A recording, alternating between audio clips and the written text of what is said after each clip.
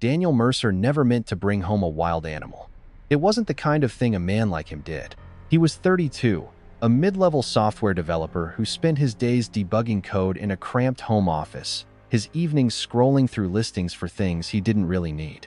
His apartment in the suburbs of Portland was a testament to transient's beige walls, mismatched furniture from thrift stores, the faint hum of the highway just beyond the sliding glass door. He'd moved there after his last relationship fizzled out, telling himself it was temporary, a stopgap, until he figured out what came next. But months had turned into years, and the place still felt like a waiting room. That Saturday morning in late October, the air carried the sharp bite of impending rain. Daniel had woken to a notification on his phone, a wooden bookshelf listed for $50, solid oak, barely used. It wasn't practical, he already had shelves, but it promised to make the living room feel less like a hotel suite. The address was out in the sticks, past the strip malls and into the patchwork of hobby farms that dotted the outskirts of town. He grabbed his keys, a travel mug of black coffee, and drove, the wipers swishing lazily against the drizzle. The road narrowed from asphalt to gravel, then to a rutted dirt track that jolted the suspension of his old Subaru. He pulled up to a weathered farmhouse, its siding peeling like old paint. Chickens speckled brown and white scattered in a feathery panic as he killed the engine. The yard was a mess of mud and hay bales, the air thick with the earthy tang of wet feathers, manure, and something faintly metallic, like blood on damp ground. A man in faded overalls stood by a wire coop, his boots caked in clay. He was holding something by the scruff of its neck, a small bundle of white fur, dangling limply like a discarded rag. "Thing's a menace," the farmer muttered as Daniel stepped out, his sneakers sinking into the muck. The man didn't look up, just spat a wad of tobacco into the dirt. "Killed 4 hens in 2 nights. Sneaks in through the gaps. Tears them apart. Not keeping it." Before we begin, if you love powerful, true style stories about animals and life-changing bonds, tap like, subscribe to the channel, and tell me in the comments, would you save a wild animal if it chose you? Alright, let's get into today's story. Daniel approached slowly, the gravel crunching underfoot. The animal was larger than he'd expected for a kitten, maybe 3 months old, but skinny, ribs faintly visible beneath the fur. Its coat was a pristine snowy white, with subtle cream shading along the spine that caught the weak sunlight like frost on a window pane. Pale blue eyes, almost translucent, fixed on him with an unnerving steadiness. No fear, no frantic twisting, just watching. "Where'd you find him?" Daniel asked, his voice steady despite the odd pull in his chest. "In the brush near the fence line," the farmer grunted, jerking his thumb toward a tangle of blackberries and scrub. "Probably dumped by some idiot who thought a pretty white kitty would make a good pet. You want it? Take it. Otherwise, I'm ending the problem today." He said it casually, like he was haggling over a busted tractor part, his free hand resting on the handle of a shovel propped against the coop. Daniel didn't remember the exact moment of decision. It wasn't a grand epiphany, no swelling music in his head. His hands simply lifted, palms up, as if the choice had been made for him. "I'll take him." The farmer shrugged, handing over the bundle without ceremony. The kitten's body was warm, surprisingly heavy for its size, and it remained utterly silent as Daniel cradled it against his chest. No mewling, no claws digging in, just the faint rise and fall of its breathing, the soft tickle of whiskers against his shirt. He carried it to the car, settling it gently on the passenger seat. The drive back was quiet, the radio off, rain pattering on the roof like distant applause. The kitten didn't hide under the seat or claw at the door. It sat upright, head tilted, watching the blurred shapes of trees and fields slide past the window with slow, deliberate turns of its neck. Daniel glanced over every few minutes, half expecting it to vanish like a ghost. By the time they pulled into the apartment complex, the rain had stopped, leaving the air crisp and clean. That night, in the dim glow of his desk lamp, Daniel named him Ghost. It fit the snowy fur, the way he seemed to materialize rather than move, padding silently across the laminate floors. He set up a cardboard box lined with an old towel in the corner of the living room, but Ghost ignored it. Instead, he leaped onto the bed with effortless grace, curling into a tight ball at the foot, his tail flicking once before stilling. Quick question: where are you watching from? Drop your country and city in the comments. I love seeing how far these stories travel. The apartment was small but warm, the kind of space that absorbed sound and made everything feel intimate. Ghost adjusted immediately, as if he'd been waiting for this all along. Within hours, he'd claimed Daniel's bed as his sleeping place and Daniel's shoulder as his preferred perch while he worked on his laptop. He didn't bat at dangling strings or chase the red dot from the laser pointer like normal kittens. Instead, he followed every movement with a focused intensity, head low, body aligned in silent readiness, blue eyes tracking like a sniper's scope. "Okay, weird cat," Daniel laughed softly on the third night, watching Ghost stalk a drifting dust mote across the living room carpet. The tiny white form moved with predatory precision, belly to the ground, muscles rippling under that pristine coat. When the mote landed, Ghost pounced not with playful abandon, but with a calculated snap of jaws that left the speck crushed against the floor. He bought toys the next day. Crinkly mice, feather wands, a tunnel made of cardboard. Ghost ignored them all, sniffing each one once before turning away with what Daniel swore was disdain. But when Daniel accidentally dropped a sock while folding laundry, the kitten exploded into action. He pounced with startling speed, pinning it with both front claws sheathed but firm, and delivered a decisive bite to the heel before releasing it, sitting back on his haunches as if to say, "Lesson learned." It wasn't play, it was practice. Daniel felt a flicker of unease then, a whisper at the back of his mind that this wasn't quite right.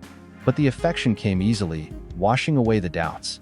Every evening, as the sun dipped below the horizon and the apartment filled with the golden haze of streetlights, Ghost would climb onto Daniel's chest during his post-dinner wind-down. He'd press his forehead under Daniel's chin, purring in a deep, vibrating rumble that seemed far too loud for such a small body. It resonated through Daniel's ribs like a heartbeat, steady and reassuring. Daniel had never lived with a pet before. Growing up in a series of foster homes, then bouncing between cheap rentals in college, he'd learned to travel light. No roots, no responsibilities beyond himself. But the quiet companionship-filled spaces he hadn't realized were empty, the long evenings scrolling Netflix alone, the weekends where the only voice was his own muttering at the screen. Ghost didn't demand walks or fetch balls. He just was. A silent sentinel in the corner of the room, or a warm weight against his side at night. Weeks passed in a blur of routine. Ghost grew rapidly, too rapidly, Daniel would think later. His legs lengthened first, stretching like elastic until they carried him higher than any domestic cat Daniel had seen on the internet. Shoulders broadened, rising to the level of the coffee table. His paws became enormous, toes spreading wide like snowshoes, the pads rough and calloused from whatever he'd been doing before. Tufts of fur appeared at the tips of his ears, faint at first, like delicate feathers, then thickening into unmistakable links like points. His appetite shifted too. He refused the kibble Daniel poured into a ceramic bowl, methodically covering it with imaginary dirt, pawing at the air above it with fastidious precision before sauntering away. Only raw chicken from the butcher satisfied him. Thick slabs of thigh meat, still pink and glistening, which Daniel hacked into chunks on a cutting board he dedicated solely to cat food. He justified it as picky eating, a phase, even as the grocery bill crept up. "You're spoiled, buddy," he'd murmur, watching Ghost devour it in the kitchen, blood smearing his white muzzle. The stalking intensified as autumn deepened into winter. Ghost moved through the apartment like a shadow, silent, not like a house cat weaving around chair legs with fluffy abandon, but like a predator navigating unfamiliar terrain. He'd perch atop the bookshelves for hours, his pale eyes scanning the room below. He memorized Daniel's routines. The creak of the front door at 6:15 p.m., the clink of keys on the hook, the hiss of the kettle for evening tea. And he watched the hallway beneath the apartment door with unblinking focus, ears swiveling at the faintest scrape of footsteps in the corridor. One night, around midnight, a neighbor's dog, a yappy terrier 2 doors down, erupted in a frenzy of barks. The sound echoed through the thin walls, sharp and insistent. Ghost did not flee to the bed or under the couch. He rose from his spot on the windowsill, body low and steady, muscles coiled like a spring. A low growl rumbled from his chest, deep and guttural, vibrating through the floorboards and into Daniel's bare feet. It wasn't fear, it was a warning, primal and unyielding. "Okay, definitely weird cat," Daniel whispered from the couch, his book forgotten in his lap. He felt a chill creep up his spine. But when Ghost turned those blue eyes on him, softening, seeking approval, the unease melted. He reached out, and Ghost butted his head against the hand, the growl fading into a contented chirp. Yet the bond only deepened.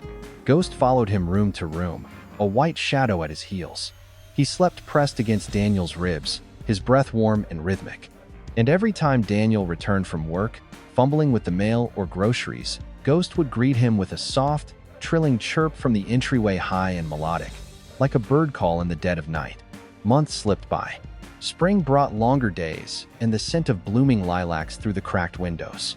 Ghost was bigger now, nearly the size of a medium dog, his frame lean and powerful.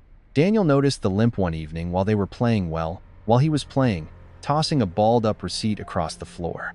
Ghost leaped after it from the back of the couch, but landed awkwardly, favoring his right hind leg with a subtle hitch.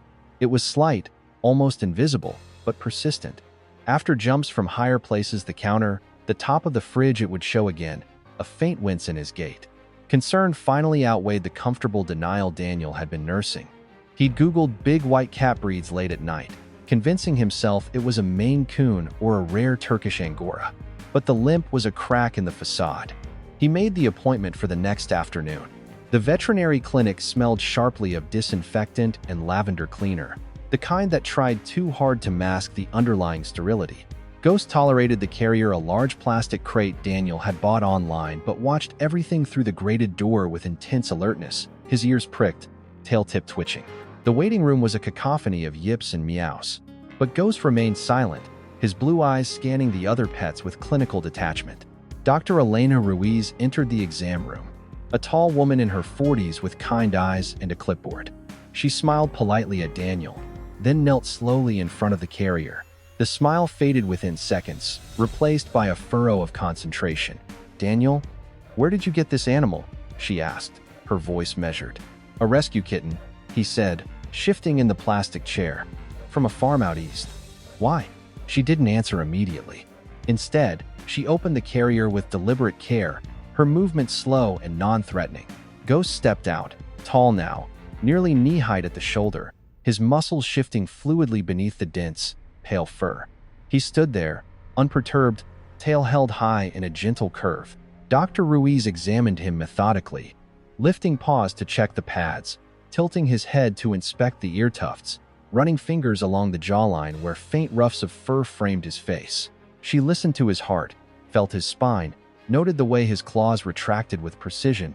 Then she exhaled slowly, straightening up. "This isn't a domestic cat." Daniel laughed nervously, a short bark that echoed in the small room. "He's just big, grew fast, that's all."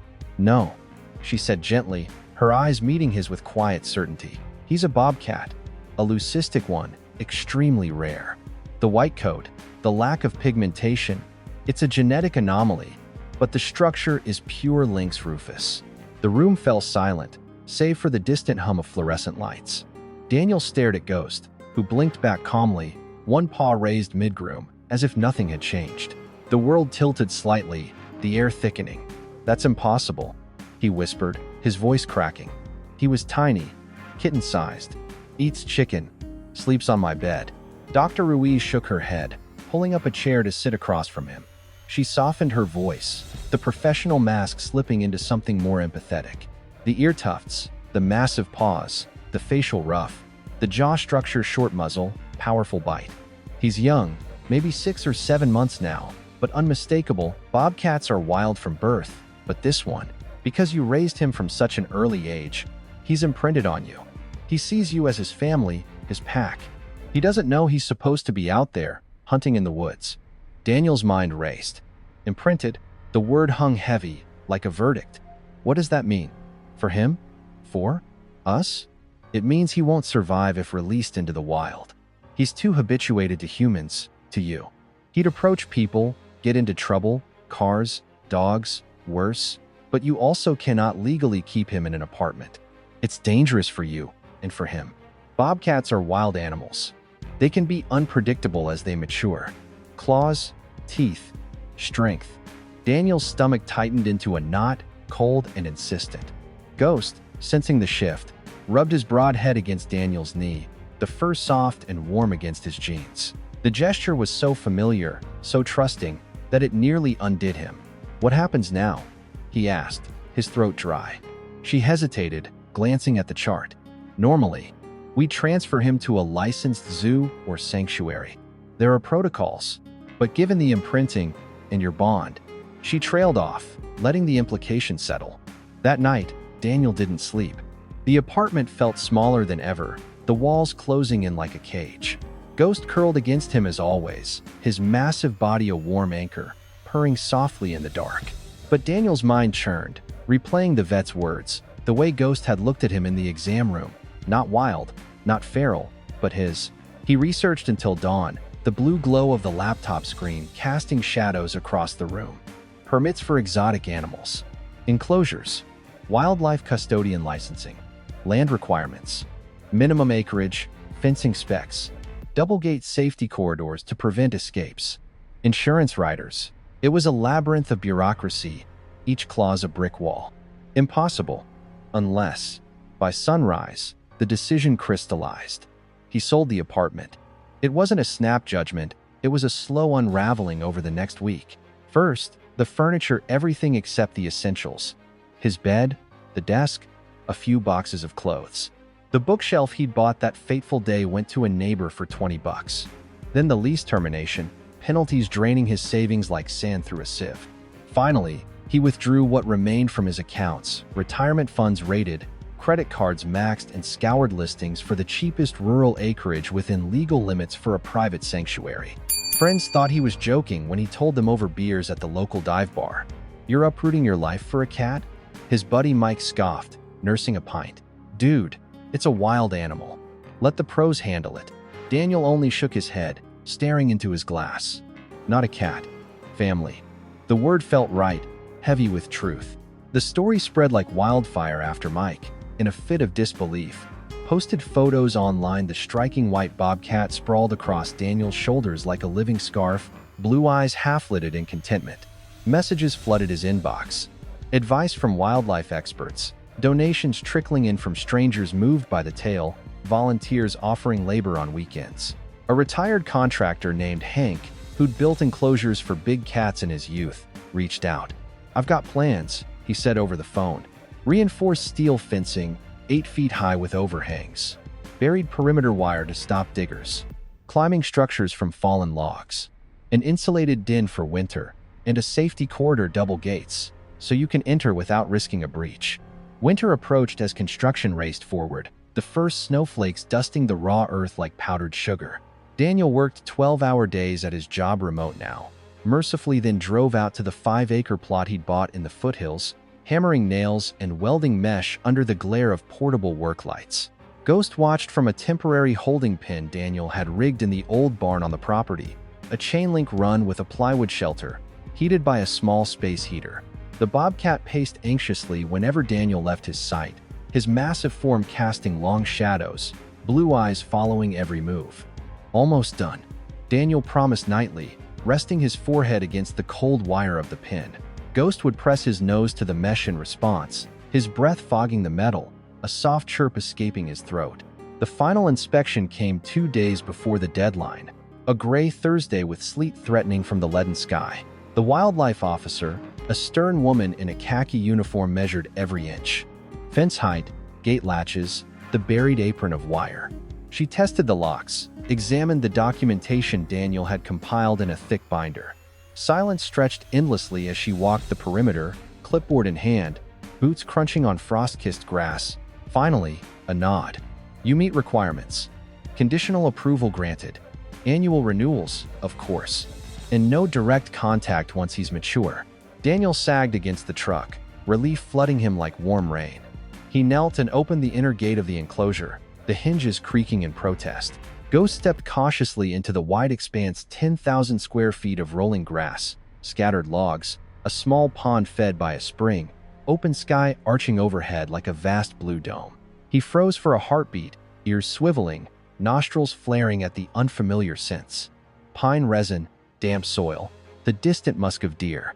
Then he ran, not in panic, but in pure, exhilarated freedom, leaping onto wooden platforms Daniel had built, climbing the rough bark of a felled oak with effortless power, bounding across the open space in great, loping strides. His white form blurred against the winter landscape, a streak of living snow. He explored every corner, tail high, pausing to mark a stump with a quick rub of his cheek.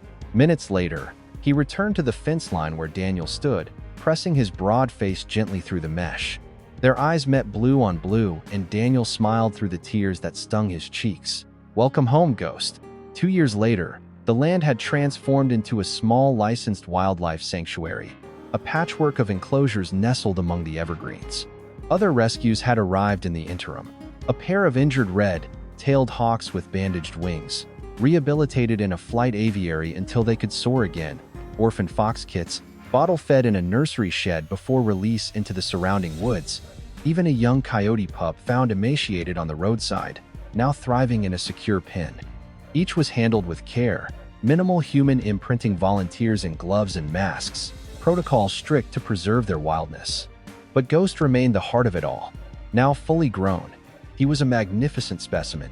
Nearly 40 pounds of muscle and sinew, his coat a luminous white that gleamed under the sun, black-tipped ears and tail adding stark contrast. His shoulders stood level with Daniel's waist, his paws the size of dinner plates. He was unmistakably wild, powerful jaws capable of crushing bone, claws that could shred hide. Yet every morning, as Daniel approached the outer fence with his thermos of coffee, Ghost would greet him with the same soft chirp he'd used as a kitten. It carried across the enclosure, high and welcoming, echoing off the trees. They never touched directly anymore. Safety demanded distance, the steel mesh, a necessary barrier. But rituals endured. Daniel would sip his coffee black and strong, checking the water troughs and scattering enrichment items. Puzzle feeders filled with raw meat, scent trails of rabbit fur dragged through the grass. Ghost would pace alongside him on the inside, matching his steps, their parallel paths a silent dance. Sometimes, Daniel would narrate his day, the latest rescue call, a grant proposal for expansion, while Ghost listened, head cocked, blue eyes intent. Visitors came on weekends now, school groups and curious locals drawn by the sanctuary's modest website. They'd peer through the viewing windows, oohing at the bobcat's graceful prowl. "Doesn't it hurt?" a young woman asked once, her eyes wide as she watched Ghost stretch languidly beneath a patch of open sky. "Loving something you can't hold?" Daniel would pause, watching the white bobcat roll onto his back, exposing his pale belly to the warmth. The enclosure was his kingdom, now climbing towers of stacked logs, a shaded den lined with hay, the freedom to hunt the occasional mouse that wandered in. "No," he'd say quietly, a small smile tugging at his lips. "It changed my life." That's not loss. That's everything. The sanctuary had given him purpose he'd never searched for. Mornings started with education programs, slideshows in the converted barn about bobcat conservation, the threats of habitat loss and roadkill. Afternoons brought rescue calls, rangers dropping off injured owls, volunteers helping with feedings. Evenings were for paperwork, grants, partnerships with universities studying leucism and wild felids. Love had cost him everything he owned. The city life, the steady paycheck, the illusion of control. But it had given him everything he needed: a community of like-minded souls, the rhythm of seasons on the land, a reason to rise before dawn. What began as saving a life became building one, not just for a bobcat who couldn't belong to the wild or the city, but for the man who finally found where he belonged too. Their bond remained, separated by steel but never diminished. A bridge across the divide between human and wild, proof that sometimes compassion reshapes destiny, and that the hardest choices, the ones that upend your world, can grow into something extraordinary, wild and white as snow under an endless sky. If this story touched your heart, don't forget to like the video. It really helps more people discover stories like this. Subscribe for more incredible real-life inspired stories, and comment below. Was Daniel right to keep Ghost, or should he have let him go? And stay here, because the next story might be even more unbelievable.